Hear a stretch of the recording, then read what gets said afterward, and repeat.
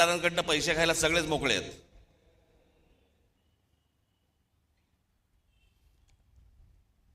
आज देशातही एक धाकधूक सुरू आहे, भीषण परिस्थिती आहे, गॅस मिळत नाही आहेत. नेहमी नॉर्मलला असणारी लोक सध्या गॅसवर आहेत.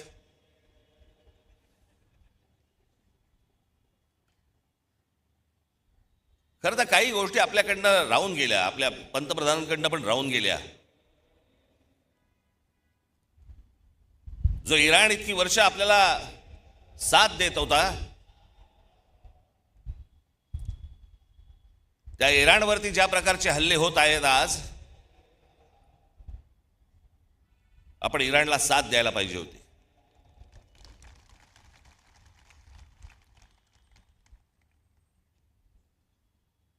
या देशामध्ये येणारं सगळं बरचसं तेल हे इराणमध्ये येतं, ते आपल्याला रुपयामध्ये देतात, देत आले. पुढचं मला माहीत नाही, पण खामेनी गेल्यानंतर देखील आपल्या देशाच्या पंतप्रधानांनी कुठचंही निषेधाचं एक स्टेटमेंटही काढलं नाही, हल्ल्यावरती कुठचं स्टेटमेंट काढलं नाही. जो देश आजपर्यंत जम्मू काश्मीरच्या प्रश्नावरती देखील आपल्याला पाठिंबा देत आला, भारताला पाठिंबा देत आला, त्यांच्या मागे आपण आज अडचणीच्या काळामध्ये उभे राहिलो नाही, याचा त्रास निश्चित भविष्यात होणार आपल्याला.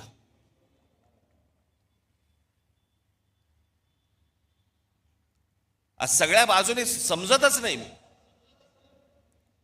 की नेमके आपण कुठे चाललो आहोत, काय चाललो आहोत. या देशामधली राज्य कुठे चालली आहेत, या देशामधली लोक कुठे चालली आहेत, प्रगती कुठे होतीये. मी आता गेल्या जानेवारीमध्ये आपली इथे जाहीर सभा झाली, त्यावेळेला मी अनेक लोकांचे वाभाडे काढले इथे. आपण पण किती अडाणी आहोत हे पण सांगितलं.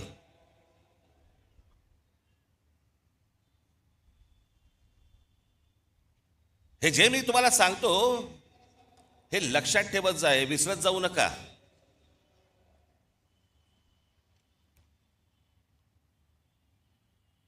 आज फुरसतीत आलायत ना, फुरसतीत आहात ना जरा.